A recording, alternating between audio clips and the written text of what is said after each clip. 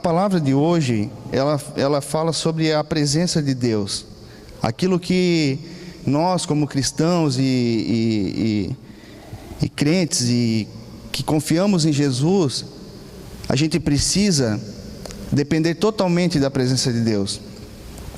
Então, por quê, irmãos? Porque a nossa vida, desde que nascemos, desde que nós saímos do ventre da nossa mãe, é um processo contínuo até a morte.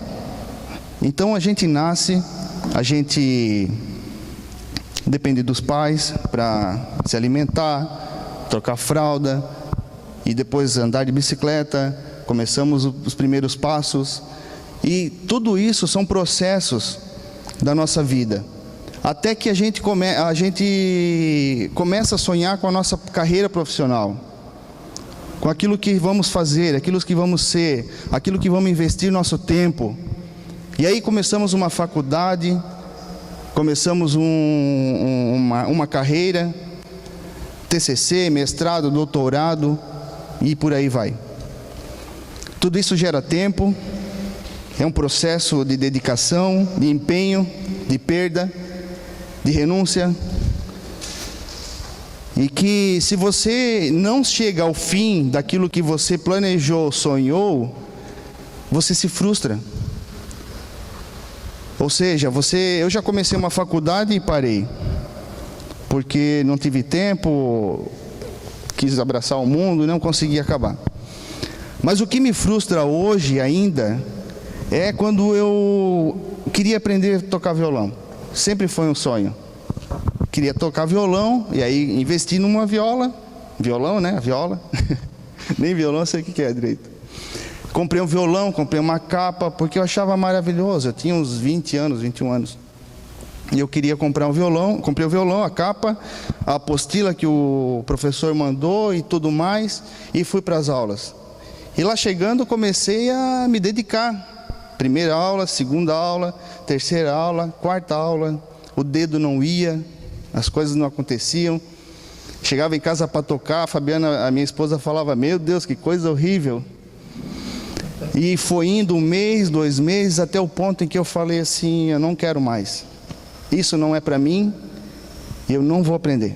Não adianta. Meu dedo é curto, o braço é muito largo, alguma coisa que não funciona. Não funciona para mim. E então, irmãos, eu cheguei para o professor e falei: querido, tem algum aluno teu que não tenha violão e que queira tocar? E eu dei o meu violão. Dei para que ele abençoasse alguém. Mas isso é algo até hoje que eu ainda sou frustrado. A minha filha aprendeu sozinha, autodidata. Começou lá com um livrinho, pá, e eu olhei para ela, isso já faz alguns anos, e eu olhei e pensei: meu Deus, como eu sou burro, né? Como eu sou burro. Mas ela teve uma facilidade tão grande, mas isso passou. E a gente vai nessa caminhada constante, tendo sonhos, tendo projetos. Porém, a outra caminhada que anda junto nessa mesma caminhada, que acontece quando aceitamos Jesus, que é a carreira espiritual.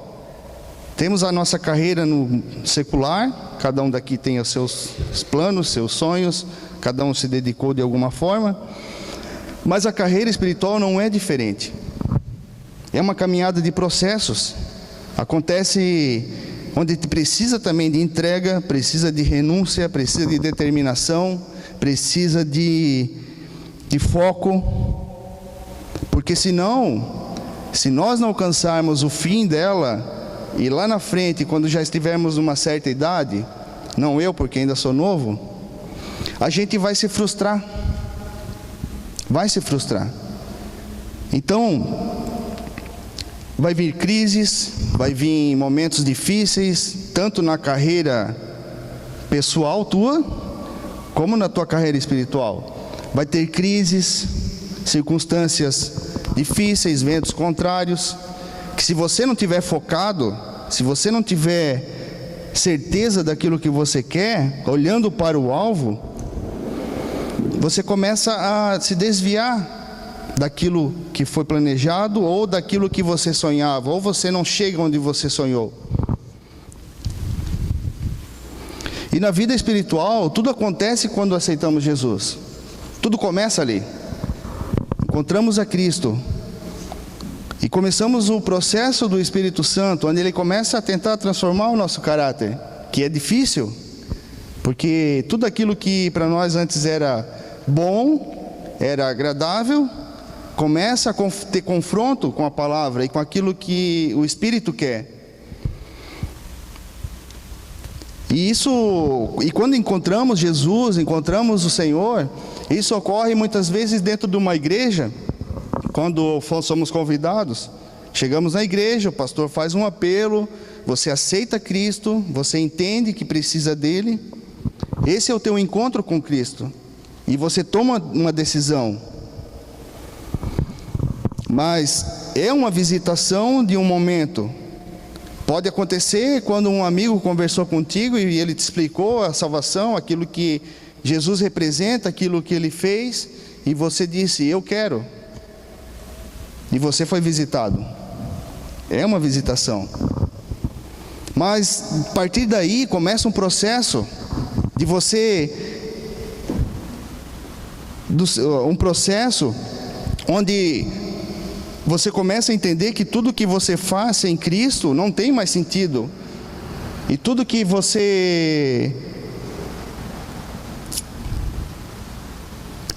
sonhamos sem Ele já não tem valor. E aí começa o problema nosso, porque os nossos sonhos não são os sonhos de Deus. E na visitação compreendemos que há uma nova vida e o que Ele tem é muito maior. O grande problema da maioria de nós é que vivemos de visitação em visitação. E não entendemos que o que o Senhor quer é que a gente ande com Ele no nosso dia a dia. Não de culto em culto. Não de uma oração em oração. Não dependendo de um pastor. Não dependendo de um culto, de uma igreja. Daquilo que alguém vai falar. Mas de intimidade com Deus.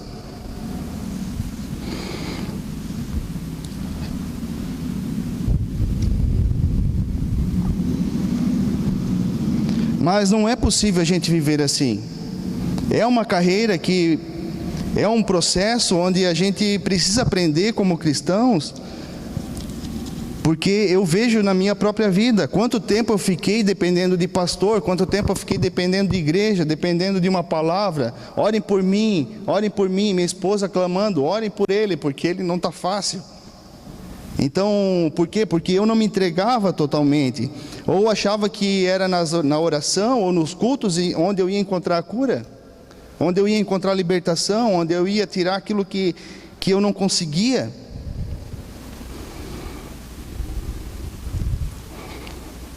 A visitação, ela é muito pouco. Nenhum cristão, nenhum de nós se satisfaz com a visitação.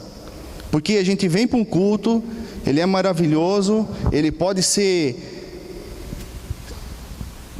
vem a presença de Deus, sentimos a presença de Deus no louvor, sentimos a presença de Deus na pregação, sentimos a presença de Deus ao abraçar alguém, sentimos a presença de Deus quando alguém dá uma palavra, mas saímos do culto e vem uma segunda-feira.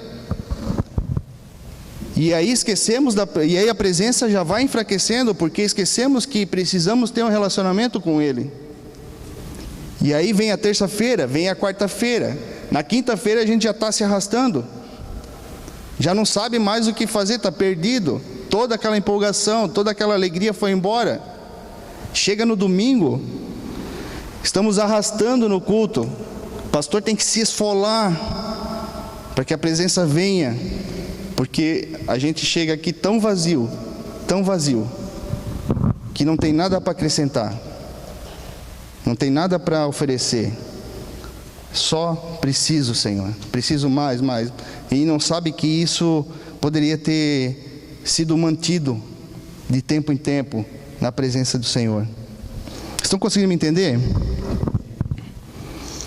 Jesus não quer ser uma visita, Ele quer habitar, Ele quer participar de tudo. Porque Ele tem coisas novas, pensamentos novos. E a única garantia que temos em todo o processo é que Ele estará conosco. Essa é a garantia. Ele estará conosco nas lutas, nas tribulações, nas dificuldades. Ele vai estar conosco. Porque vai ter momentos em que a gente vai ter que parar, agora eu não vou. Davi era um homem que andava com Deus, e ele em muitos momentos, homem de guerra, ele falava: Senhor, se o Senhor não for conosco, eu não vou, porque vou ser derrotado. O nosso problema é que a gente esquece da presença e vai fazendo as coisas do nosso jeito, e aí quando chega arrebentado, não sabe por quê. Por que aconteceu isso? Como que aconteceu isso? Um amigo meu um dia falou: vou abrir uma sorveteria. Estava desempregado, já não tinha dinheiro para nada. Vou abrir uma sorveteria na Barra do Sul. Eu falei: beleza, e aí? Com que dinheiro? Cara, tá dando tudo certo. Arrumei um cara que tem o sorvete, o cara disse que vai me fornecer a mercadoria, os freezers, só tem que comprar o estoque. Quanto é que é o estoque? 4 mil. O aluguel era um valor lá que eu não lembro mais. Pegou emprestado do cunhado, investiu, tudo foi dando certo, tudo foi acontecendo como ele achava que seria Deus agindo. Eu sei que chegou no fim da temporada, eu fui algumas vezes lá porque eu queria abençoá-lo, queria ir com a minha família, e pensa, minha família são 5, cada vez que eu ia era uma bênção para ele, mas vivia vazio aquele lugar. Mas ele achava no começo que era a vontade de Deus, mas se ele tivesse ido para o íntimo com Deus e realmente: Senhor, é assim mesmo, é isso que eu devo fazer, essa é a tua vontade, ele teria escutado outra coisa, porque no fim das contas, no final da temporada, eu sei que ele devia os 4 mil para o genro, para o cunhado, e ainda ele tinha um valor de aluguel de 3 meses que ele não conseguiu pagar. Então, há momentos que a gente precisa parar e saber se vamos avançar, e não é um pastor, não é uma oração, não é algo, ou uma jesuicidência, como dizem por aí, que vai trazer a verdade, entendem? É só a presença. Davi sabia, Davi era um homem de guerra. O diferencial de Davi, o nosso diferencial, queridos, é a presença de Deus. É essa diferença que Davi buscou e encontrou o lugar na presença de Deus, onde ele andava exclusivamente debaixo da sua direção, ele não fazia nada mais sem a direção de Deus. Davi errou, teve suas falhas, mas ele era um homem segundo o coração de Deus por causa disso. Ele ia para o esconderijo com Deus, ele passava tempo com Deus. Eu queria que você abrisse a tua Bíblia no Salmo 27, 5.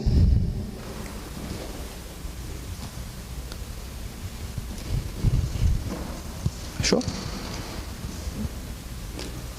27, 5. Pois no dia da adversidade me esconderá no seu pavilhão, e no recôndito do seu tabernáculo me esconderá, sobre uma rocha me levará. Amém? No dia da adversidade, ele sabia que o pavilhão do Senhor, a sua habitação, era o lugar onde ele poderia se esconder. Nosso problema é esse, irmãos. Muitas vezes a gente não vai para o esconderijo, não vai com o Senhor, a gente está sofrendo, escuta o Espírito, muitas vezes clamar: vem para a minha presença, vem para a minha presença, e a gente é teimoso, a gente vai fazer outra coisa, a gente vai ver televisão, vai fazer qualquer coisa, mas não vai para o secreto. Essa é uma dificuldade que a gente precisa reconhecer em primeiro lugar.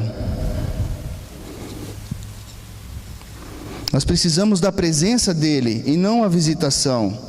A presença fará o mundo reconhecer a diferença que há em mim e você. Por causa dessa palavra, irmãos, eu já tinha essa palavra há algum tempo, mas há algum tempo atrás eu comecei a meditar nela e comecei a... Porque, primeiro, para a minha vida, Senhor, essa palavra, quando o Senhor me deu, mexeu comigo, eu chorei, e eu vi que eu precisava ir para a presença mais. E eu, agora esses tempos atrás, eu comecei a meditar nessa palavra e comecei, meu Deus, eu preciso fazer alguma coisa, porque não adianta eu ficar falando para vocês aqui sobre a presença, mas eu experimentei, estou experimentando isso aqui agora há algum tempo. E eu vi a minha esposa dizer assim: o que está acontecendo contigo? Tem algo de diferente. E eu vi que algo realmente estava sendo transformado. Eu estava mais paciente, uma bênção. Ela percebeu que algumas atitudes minhas estavam mudando. Os meus filhos perceberam.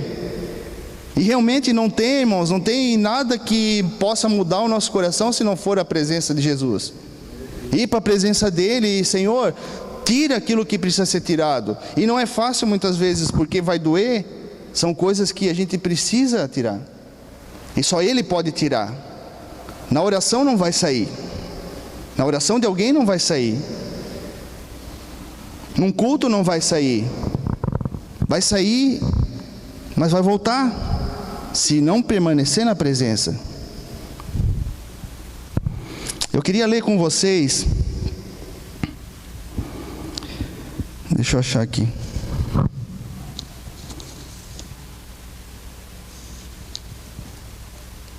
Meu Deus, está aqui.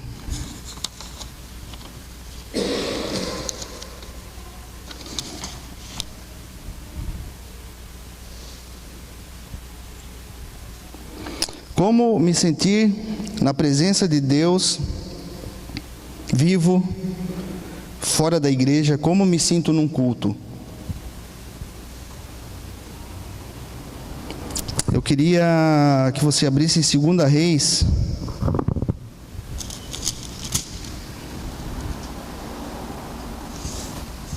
Deixa eu achar.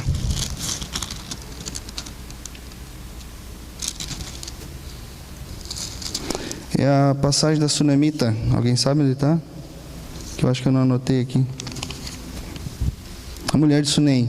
2 Reis 4:8.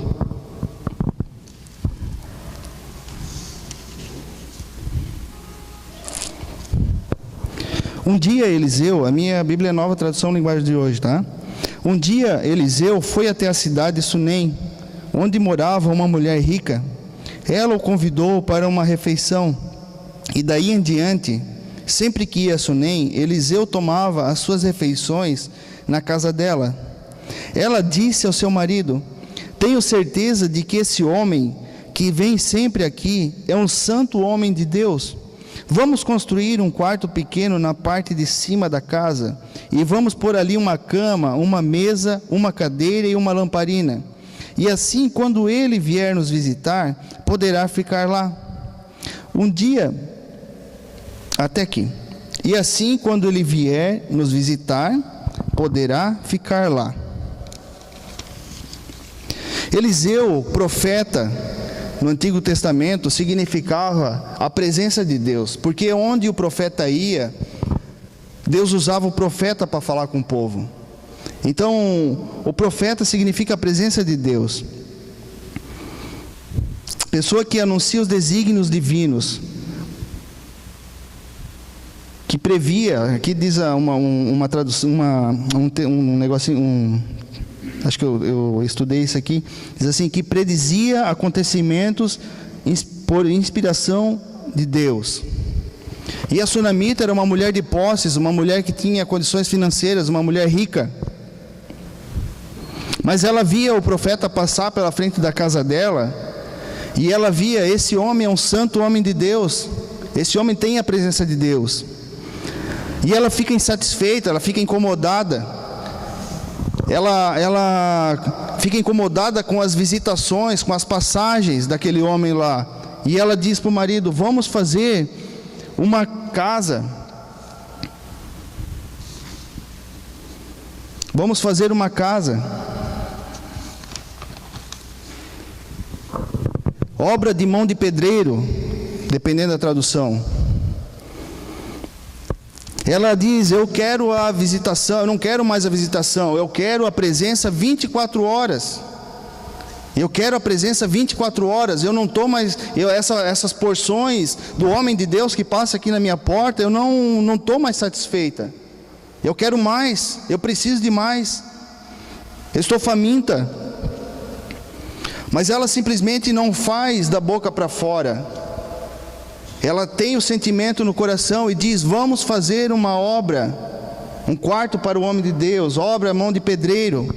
Ela poderia ter feito uma tenda, porque naquele tempo era muito comum fazer tendas. Mas por que ela não fez tenda? Porque a tenda pode ser tirada a qualquer momento. O vento pode vir, pode levar, pode destruir. Ela prepara um quarto, ela constrói um quarto. Ela demonstra com atitude que ela não está satisfeita mais com as visitações. Ela demonstra com atitudes que ela deseja a presença.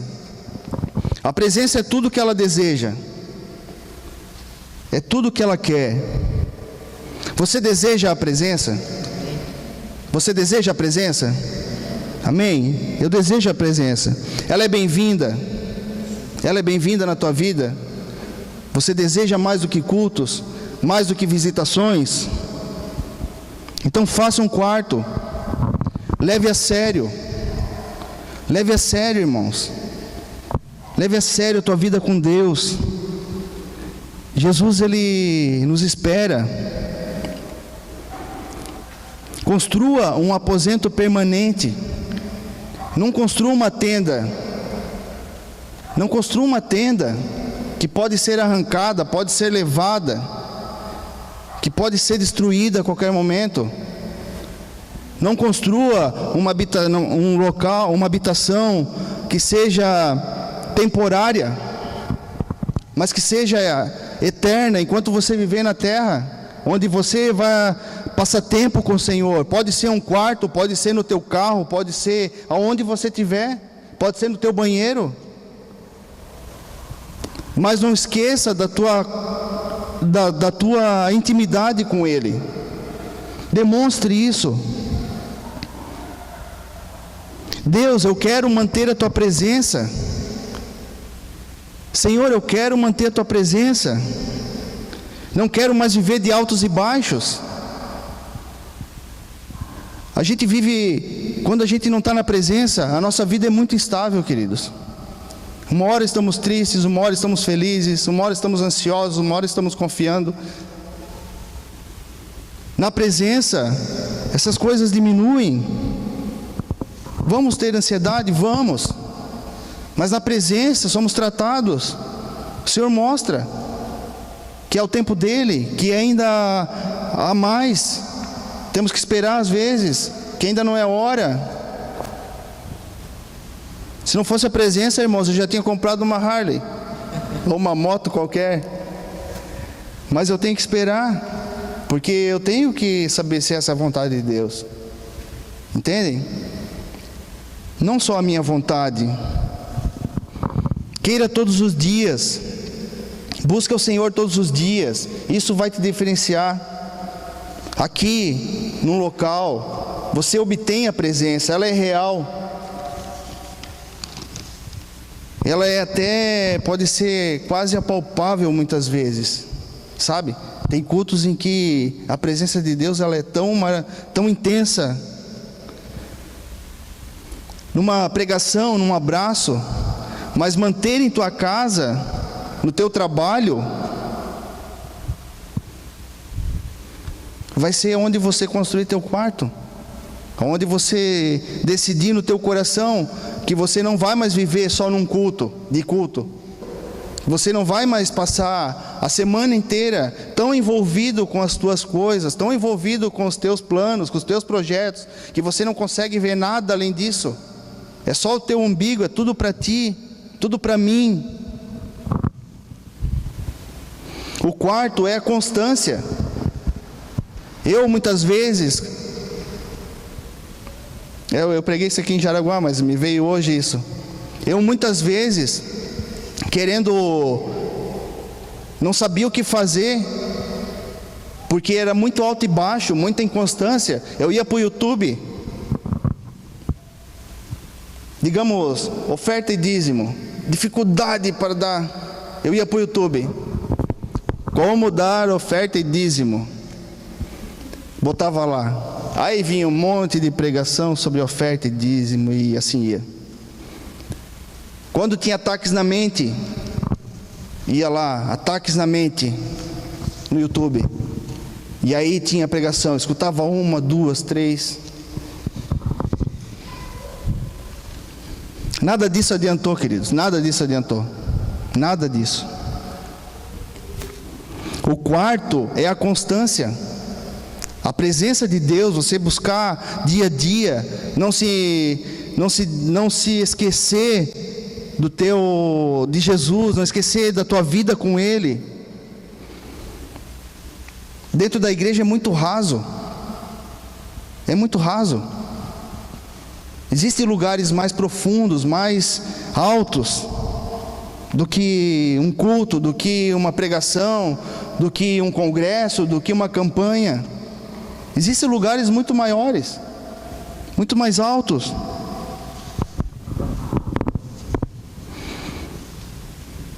Algo que eu fiz no meu coração, queridos. Eu fiz um voto de constância com o Senhor. E nós precisamos fazer um voto de constância. Precisamos reconhecer a nossa inconstância. Senhor, o que eu preciso fazer? Como está meu quarto? O que já foi, já foi. Esquece. Essa é a maravilhosa graça de Jesus. Não importa o que a gente fez, deixou de fazer. Não importa o que nós vivemos até hoje. Se nós vivemos de visitação, se nós esquecemos dele. A verdade é que ele está no quarto esperando por nós sempre. Amém? Hoje você precisa fazer algo para amanhã. A Sunamita, ela ficou agoniada. Ela disse: eu não posso mais viver assim. Nós não podemos nos acomodar assim. Nós não podemos. Senhor, o que você tem para mim hoje? O que o Senhor tem para mim hoje? É diferente de ontem? O que eu tenho? O que o Senhor quer que eu faça hoje? E viver ligado. Senhor, o que o Senhor tem? Me ajuda, abre os meus ouvidos. Eu quero ouvir a tua voz. Recentemente agora, eu estava indo para São Francisco, BR-280 totalmente fechada. E eu pensei, vou pelo Itapucu, que é um caminho alternativo. E eu estava tão encharcado, queridos, a presença de Deus. E o Senhor falou comigo, há um propósito. Eu falei, um propósito? Que propósito, Senhor? E ele me lembrou de um amigo meu de muito tempo. Muito tempo. E eu sei que ele tem uma casa na Barra do Sul. Ele falou assim, vai na casa deles e diga que eu os amo. Eu falei, meu Deus do céu, que viagem da minha cabeça. Eu pensei que era uma viagem, queridos, porque eles moram em Joinville, eles não moram na Barra do Sul. A casa deles é em Joinville. Barra do Sul é um local e estava chovendo. O que esses caras de frio vão estar fazendo na Barra do Sul? Lá no meu íntimo, né? Mas eu estava louvando, Senhor, eu vou lá. Se for viagem, amém. Mas se não for, eu vou. E eu fui, cheguei lá. Quando eu botei o carro na estrada, irmãos, que eu vi o carro dele na garagem, meu corpo estremeceu todo. Porque a presença aumentou. E eu cheguei lá, abracei eles. E eles ficaram entusiasmados, porque fazia muito tempo que a gente não se via. E a gente se abraçou, aí ele falou assim, vai aumentar a chuva, porque fazia muito tempo que a gente não se via. Ele me abraçou, queridos, eles são cristãos, pessoas de Deus. E eu pensei, uma palavra dessa tão simples, eu tenho até vergonha de dizer. Mas eu estava numa obediência tão grande naquele dia, que eu queria estar assim todos os dias, irmãos. Ser sincero. Aí eu cheguei para eles e falei, queridos, olha só, eu estava vindo, aconteceu isso, e o Senhor mandou dizer algo para vocês. Ele mandou dizer que, Jesus mandou dizer que ama vocês. Ama vocês. Gente, eles começaram a chorar, e eu também, porque eu não entendia, mas eu sabia que havia algo acontecido ali. E eles falaram, Mateus, tu não sabe o que essa palavra significa para nós hoje. Então você andar na presença, coisas maravilhosas acontecem. Você encontra o significado da tua vida. Eu sei que eu mandei um WhatsApp para o pastor depois, pastor, aconteceu assim. estou descobrindo a minha vocação. Algo mais ou menos assim, maravilhoso. Você quer viver assim?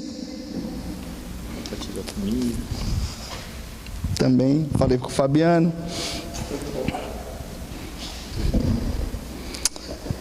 Devemos ser corajosos e perguntar a Deus: o que está de errado? O que está de errado? Corajosos, irmãos, porque a resposta às vezes vai ser: não está legal.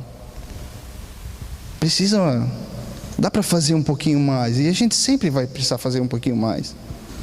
A gente sempre tem um pouco mais a oferecer. Amém? Eu queria abrir em Lucas capítulo 5. Já estou acabando.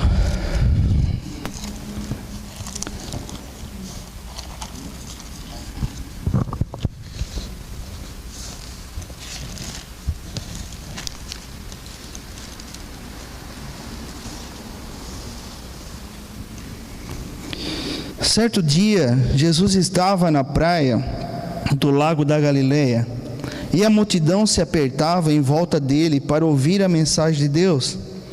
Ele viu 2 barcos no lago, perto da praia. Os pescadores tinham saído deles e estavam lavando as redes. Jesus entrou num dos barcos, o de Simão, e pediu que ele o afastasse um pouco da praia. Então sentou-se e começou a ensinar a multidão. Quando acabou de falar, Jesus disse a Simão: leve o barco para o lugar onde o lago é bem fundo, e então vocês e seus companheiros joguem as redes para pescar. Simão respondeu: mestre, nós trabalhamos a noite inteira, a noite toda, e não pescamos nada, mas já que o Senhor está mandando, em outra versão diz, já sobre a tua palavra, vamos obedecer. Quando eles jogaram as redes na água, pescaram tantos peixes, que as redes estavam se arrebentando. Então fizeram um sinal para os companheiros que estavam do outro barco, a fim de que viessem ajudá-los. Eles foram encher os 2 barcos com tanto peixe, que os barcos quase afundaram. Amém? Eles haviam pescado a noite inteira, e estavam novamente em águas rasas, e Jesus disse: vocês ainda estão no comando. Vocês ainda estão no comando. Saia do comando e mergulhe mais profundo. Volte onde você parou. Vá para lugares mais profundos. Pois os peixes estão nas profundezas. Aquilo que eu e você procuramos não está no raso. Você não vai encontrar num culto. Você não vai encontrar num ambiente como esse. Você não vai encontrar em qualquer lugar. Há peixes e há lugares profundos que nós só vamos encontrar na presença de Deus, queridos. E é eu e você sozinhos. Não vai depender da tua esposa, não vai depender de mais ninguém. É nós e Deus.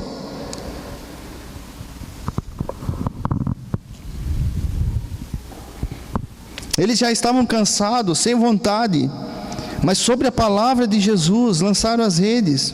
Isso é profundidade. Jesus não pode muitas vezes falar coisas a nós, porque nós não vamos entender. Só vamos entender quando estivermos na presença. Só vamos entender quando estiver no profundo. Por isso Ele guarda as riquezas, até que a gente chegue às profundidades, aquilo que Ele, no nível onde Ele possa derramar aquilo que Ele tem para nós. Porque senão é muito pesado, a gente não vai entender, a gente não vai conseguir. Isso é profundidade de vida. Os barcos se encheram, que transbordaram e sobrou para outros. É isso que eu acabei de falar. Quando você está encharcado e você busca a presença de Deus, não é só para ti, porque para mim foi maravilhoso chegar lá e encontrá-los, mas sobrou para eles também. Sobrou para minha esposa, que disse: como tu melhorou, seu cabeção. Como tu melhorou. Entende? Coisas que muitas vezes eu estava tentando há muito tempo. Eu via assim que eu era muito nervoso, muito explosivo, qualquer coisa eu já... Minha esposa queria falar, ela chegava a ponto de dizer assim: não vou nem falar, porque tu não deixa nem eu falar. E hoje eu já estou ouvindo. Estou até ouvindo demais, eu acho. Estou brincando. Mas é profundidade, queridos, é isso que vai trazer diferença para nós. Talvez você esteja na mesma situação que eu estava, está em situações difíceis, áreas da tua vida que você está lutando há muito tempo já, que você vem em culto, vem em ministrações e sai daqui muito feliz, muito alegre, mas sai ali fora, o inimigo vem e rouba as sementes. As sementes só não vão ser roubadas se você estiver na presença de Deus. Entende? Essa profundidade que Jesus espera para mim e para você, não é exclusivo de pastor, não é exclusivo de presbítero, não é exclusivo de bispo. Essa vida maravilhosa é para mim, para ti, para nós todos. Essa vida que Jesus preparou para nós nessa terra é uma vida diferenciada, onde ela toca a nós, toca aqueles que estão ao nosso redor e traz coisas maravilhosas para nós, que o dinheiro não pode comprar, coisas que a paz que o dinheiro não compra, a alegria que nenhum presente maravilhoso pode trazer. Estava conversando com o Juan ainda há pouco, ele estava tão feliz, ele falou só assim: ainda não aconteceu nada, mas algo já está nascendo, já está confiando em coisas que ele não consegue ver ainda. É na presença que essas coisas acontecem. Eu não sei como está o teu quarto, a gente já está encerrando. Eu não sei como está o teu quarto, eu sei como está o meu, e o meu não é muito bonito também, sabe? Mas Jesus não olha se ele é um quarto bonito, Jesus não olha se o quarto está bem arrumado, Ele só espera nós lá, e lá Ele nos guarda e nos cuida, nos transforma, tira aquilo que precisa. A Sunamita, ela botou dentro do quarto uma mesa, ela botou uma cama, ela botou um candeeiro e ela botou uma cadeira. A mesa significa serviço, servir. Quando nós estamos na presença de Deus, servir na igreja, servir o irmão, fazer qualquer coisa não é fardo, não é dificultoso, não é difícil, não é algo que vá te trazer um peso, mais uma coisa. Não, você tem prazer de vir para a igreja, servir, abrir a igreja, ser útil à casa de Deus. Quando você não está na presença, você quer se esquivar, tu quer sentar lá atrás, tu não está a fim de se envolver com nada. Não é assim. Há uma cama, na presença de Deus, a cama significa descanso. A ansiedade vai embora. É na presença de Deus, irmãos, não tem outro jeito. Se nós vivemos ansiosos, se nós não conseguimos enxergar um palmo na frente dos olhos, não adianta. A gente pode estar cheio de dinheiro, mas não tem esperança. É na presença de Deus. Ela coloca um candeeiro, que é a luz, é a palavra de Deus. É ela que vai nos dar um norte, é ela que vai nos orientar, é a palavra. Se nós não tivermos tempo com a palavra, vamos andar no escuro, perdidos, da mesma forma. E ela coloca uma cadeira, que significa trono. O que está no trono do teu coração? Jesus? É uma pergunta. Se Jesus está lá, tudo vai bem, querido. Mas se o teu trabalho está em primeiro lugar, não é Jesus. Se é a tua... Se tu está tão preocupado com o teu futuro, Jesus está lá, mas Ele não pode agir enquanto você não se entregar. Amém? Eu não sei como está o teu quarto, ou se o teu quarto está bagunçado,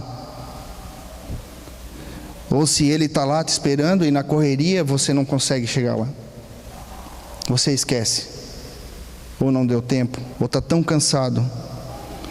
Ele está esperando para que quando eu e você sairmos daqui, você permaneça na presença dEle. Que essa semana seja diferente para ti. Ainda temos quinta, sexta, sábado e domingo até o culto. Faça um voto com Deus e veja a diferença na tua vida. Faça um voto de constância com Ele hoje e diga: Senhor, aconteça o que acontecer, eu não vou fazer nada sem perguntar para o Senhor. Aconteça o que acontecer, eu não vou deixar que nada atrapalhe a minha intimidade contigo. Quando eu estava meditando nessa palavra, queridos, eu tenho um emprego já que eu considero bom, mas eu recebi uma proposta para agregar mais um trabalho no meu trabalho. Não é do mesmo ramo, mas eu poderia administrar os dois. E eu estava bem envolvido já, eu já estava querendo, ia participar de uma reunião, e estavam me chamando tal, e algo pesou no meu coração. E o Senhor falou assim: o que te importa mais? Porque eu ia perder muito tempo, mais tempo envolvido com aquilo, muito tempo. Além do meu trabalho, mais um trabalho, e eu pensei: Senhor, o que significa isso? Eu não vou mais ter tempo para a Tua presença? Então tem coisas que a gente vai ter que abrir mão, muitas vezes. Precisamos dessa constância, queridos. Porque se não sairmos daqui, é mais um culto. Domingo tem mais um. Essa vida religiosa não é a vida perfeita. Não é a vida abundante que Jesus planejou. Entende? Na constância, seus desejos e os meus desejos vão embora. A carne enfraquece. A carne enfraquece. Não precisamos mais lutar tanto contra a carne. Muitas vezes o Senhor me chamava, eu sentia assim uma sequidão tão grande. Eu escutava a voz do Senhor. Eu sabia que precisava ir para a presença dEle. Mas a carne estava tão forte, tão resistente, que eu sempre fugia. Os planos de Deus a teu respeito não são frustrados na presença. Quando nós entendermos, irmãos, que a presença de Deus é tudo o que a gente precisa, nossa vida toda é transformada. Nossos filhos se transformam, nossa esposa se transforma. Aquilo que às vezes a gente não consegue, a gente quer mudar no outro, né? A gente quer fazer o outro melhorar. Vai para a presença, querido. Quando tu melhora, o outro melhora. O problema não é o outro, o problema é você. O problema sou eu. Lembro de uma música agora que não tem nada a ver. Esse cara sou eu. Desculpa aí, gente. Amém? Eu queria que vocês colocassem de pé. A palavra era essa.